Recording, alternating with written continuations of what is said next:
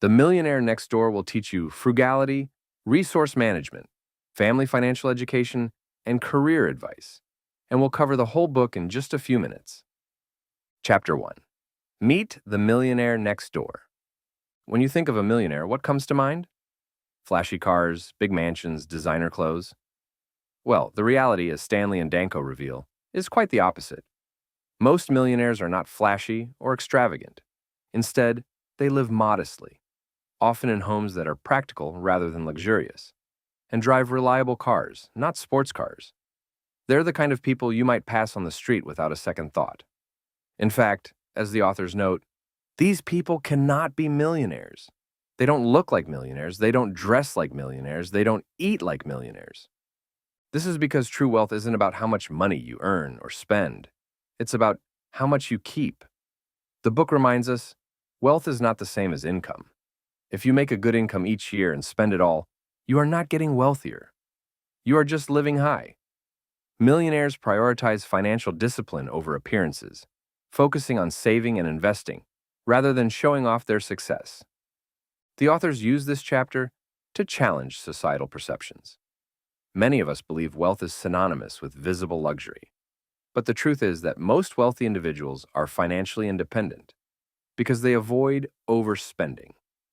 They know that accumulating wealth requires living below your means and making deliberate, thoughtful financial choices. So, what can we take away from this? First, focus on saving and investing, not just earning. It's not about how much you make, it's about what you do with it. Second, live below your means. That's how you create the financial space to build wealth over time. Finally, stop equating wealth with material possessions. True financial success isn't about impressing others. It's about achieving security and independence. Please don't forget to like the video and subscribe to the channel. Chapter 2. Frugal, Frugal, Frugal. When you hear the word millionaire, you might picture someone living in luxury, designer clothes, expensive cars, and extravagant vacations. But in reality, most millionaires achieve and sustain their wealth through one defining trait: frugality. As the authors state plainly, being frugal is the cornerstone of wealth building. This means they prioritize value and utility in their purchases, rather than chasing status or impressing others. Here's the thing. Frugality isn't about deprivation. It's about discipline and intention. Millionaires understand that every dollar saved can be put to work through investments that grow their wealth over time. They reject the idea that success must be displayed through material possessions. As the book notes, it is easier to accumulate wealth if you don't spend lavishly on status symbols. For example, instead of splurging on luxury brands, they focus on durable, high-quality items that meet their needs without breaking the bank. Think about how this principle applies to your own life. Are there areas where you're spending more for the sake of appearances? What if you redirected that money into savings or investments instead? Creating a budget that prioritizes saving and investing is a powerful first step. Evaluate your expenses regularly and consider whether each purchase is driven by value or vanity. Even small adjustments, like cutting unnecessary subscriptions or choosing generic brands, can free up resources for your financial goals. Frugality isn't just a strategy, it's a mindset that prioritizes financial freedom over fleeting pleasures. By embracing it, you're not just saving money, you're taking control of your financial future. Chapter 3. Time, Energy, and Money.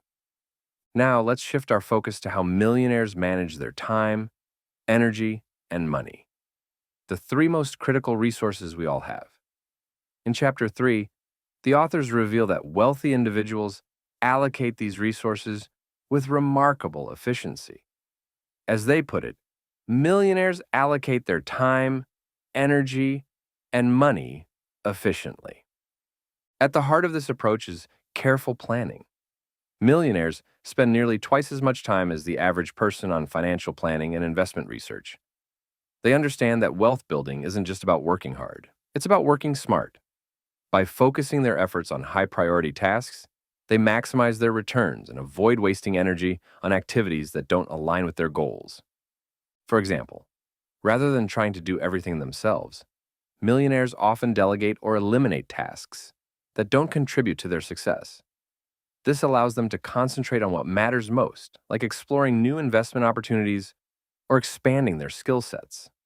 The authors highlight that this disciplined use of time and energy is a key factor in their ability to grow and maintain wealth. So, how can you adopt this approach?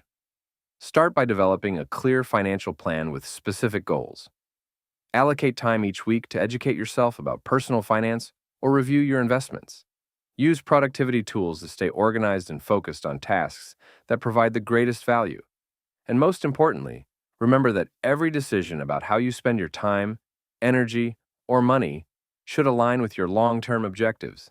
By managing your resources wisely, you're setting yourself up not just for financial success, but for a more balanced and intentional life. Chapter 4. You aren't what you drive. Let's begin with a question. Do you think the car you drive defines your success? If you said yes, this chapter might surprise you. According to Stanley and Danko, most millionaires don't drive luxury cars. In fact, 80% of millionaires drive cars that are not considered luxury brands. They prioritize practicality and reliability over flash and status. Why? Because high vehicle expenditures are a poor investment. Cars depreciate rapidly, losing value the moment you drive them off the lot. Millionaires recognize this and avoid tying up money in assets that don't contribute to their financial goals. Instead, they choose vehicles that are cost-effective and dependable. By doing so, they free up money to invest in opportunities that build long-term wealth. The authors make it clear, the car you drive does not define your success or wealth. Millionaires resist societal pressure to signal their wealth through their possessions, focusing instead on financial independence and stability. Imagine someone who spends thousands each year financing an expensive car. Now picture a millionaire who buys a modest, reliable vehicle outright and uses the savings to invest in stocks or real estate. Over time, the difference in wealth between these two approaches is staggering. So, what can we learn from this? First, purchase cars based on reliability and cost-effectiveness, not brand prestige. Second, avoid financing vehicles that stretch your budget unnecessarily. And third, think of every dollar saved on a modest car as an investment in your financial future. True success isn't about what you drive. It's about the freedom and security you build for yourself. Chapter 5. Economic Outpatient Care. Now let's shift gears and talk about a topic that affects many families, financial gifts. In Chapter 5, the authors introduce the concept of economic outpatient care, or financial assistance provided by parents to their adult children. While this might seem like a generous and helpful gesture, it often does more harm than good. As the authors put it, economic outpatient care is a paradox. It often creates dependency instead of independence. Here's the problem. Over-reliance on parental support can lead to poor financial habits and a lack of self-discipline. Recipients of financial gifts may feel less urgency to save, budget, or work hard because they know a safety net is always there. The authors point out that gift receivers are often less productive than gift givers. In contrast, millionaires often attribute their success to self-reliance and disciplined money management. This chapter critiques the well-meaning but counterproductive practice of providing regular financial help. It highlights how such support can inadvertently undermine a recipient's ability to build wealth independently. Instead of fostering responsibility, it can create a cycle of dependency that stifles long-term growth. So, what can families do instead? First, encourage financial independence by teaching sound money habits from an early age. Second, provide guidance and mentorship rather than direct financial support. For example, help your children learn how to budget or invest, rather than simply giving them money. Third, model disciplined financial behaviors yourself. Children often learn by observing. The message here is clear. True wealth building requires self-reliance and responsibility. By avoiding economic outpatient care, you're not withholding help. You're empowering others to stand on their own and achieve lasting success. Chapter 6. Affirmative Action, Family Style. When it comes to wealth building, family plays a crucial role.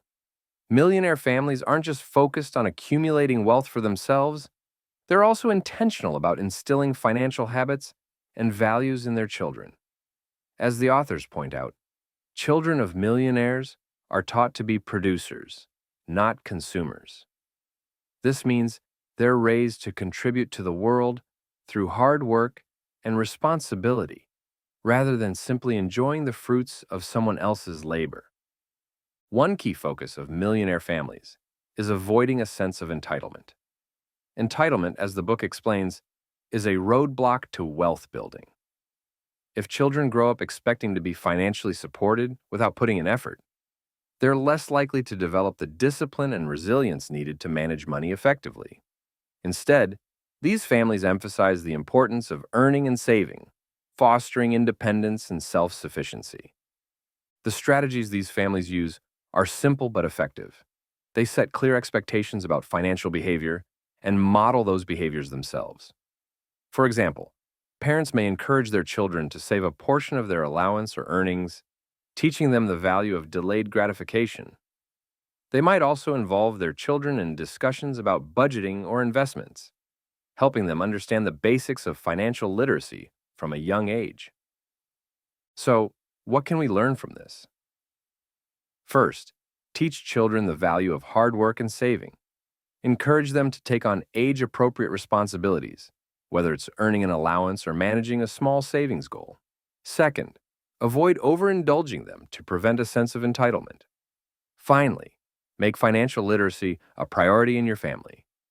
The earlier children learn about money, the more prepared they'll be to manage it wisely as adults. By fostering these habits, millionaire families don't just create wealth. They create a legacy of financial stability and responsibility that can be passed down for generations. Please don't forget to like the video and subscribe to the channel. Chapter 7. Find your niche. Now, let's shift gears and talk about how millionaires often succeed by finding their niche. In Chapter 7, the authors highlight that many millionaires achieve their wealth by pursuing unique opportunities where they can excel. As they explain, self-employed people make up fewer than 20% of the workers in America, but account for 2/3 of the millionaires. This underscores the power of entrepreneurship and specialization. Finding a niche means identifying what you're uniquely good at or passionate about and leveraging it to create value.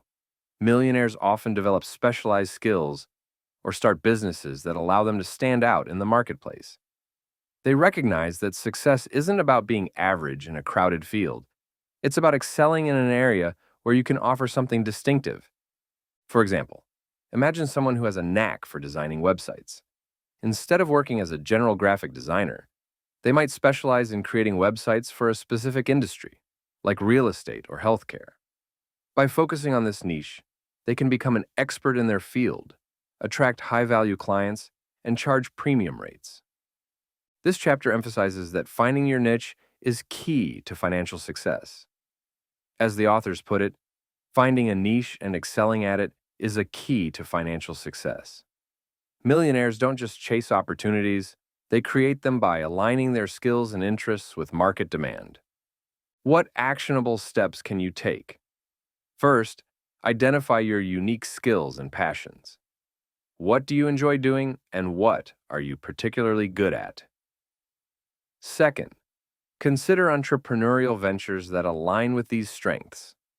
Starting a business or freelancing in your area of expertise can open the door to substantial financial growth. Finally, invest in developing expertise in high-demand areas. Continuous learning and skill building will help you stay competitive and create value over time. By finding your niche, you're not just creating wealth, you're building a career or business that aligns with your strengths and passions. This alignment is often the key to sustained success and satisfaction. Chapter 8. Jobs, Millionaires versus Heirs. This chapter provides fascinating insights into the career choices and financial habits that differentiate self-made millionaires from heirs. The lessons here are about more than just choosing a job. They're about the mindset and discipline required to build lasting wealth. To start, self-made millionaires often prioritize practicality over prestige when it comes to their careers. They're more likely to work in fields that align with their skills and financial goals rather than chasing glamorous professions. As the authors point out, self-made millionaires are more likely to be in boring, unglamorous professions. This doesn't mean their work isn't important or rewarding. It simply reflects their focus on financial growth rather than societal expectations. The key to their success lies in intentional career choices. They identify opportunities that offer steady financial growth and stability, often in fields like engineering, accounting, or small business ownership. These professions may not sound flashy, but they provide the foundation for building wealth over time. As the authors remind us, building wealth requires focus and intentional career choices. On the other hand, heirs, those who inherit wealth, often struggle to exhibit the same level of financial discipline and ambition. Without the necessity of working to build their own wealth, they may lack the habits and drive that self-made millionaires develop. This is a critical distinction. Self-made millionaires thrive because they've cultivated the skills and discipline needed to sustain financial success. So, what can we take away from this? First, pursue careers with strong financial growth potential, even if they don't come with prestige or excitement. Remember, wealth building is about results, not appearances. Second, focus on financial discipline and long-term planning, regardless of your chosen field. This means budgeting, saving, and investing consistently. Finally, avoid comparing your career choices to societal trends or expectations. Success looks different for everyone, and what matters most is finding a path that works for you. The lesson here is clear. Wealth isn't about luck or inheritance. It's about deliberate decisions and disciplined habits. By choosing careers that align with your skills and financial goals, and by staying focused on what truly matters, you can create a foundation for lasting financial independence. Now, take a moment to reflect on your own career choices. Are they aligned with your goals, or are they shaped by external expectations? What steps can you take to ensure your path is leading you toward the financial freedom you desire?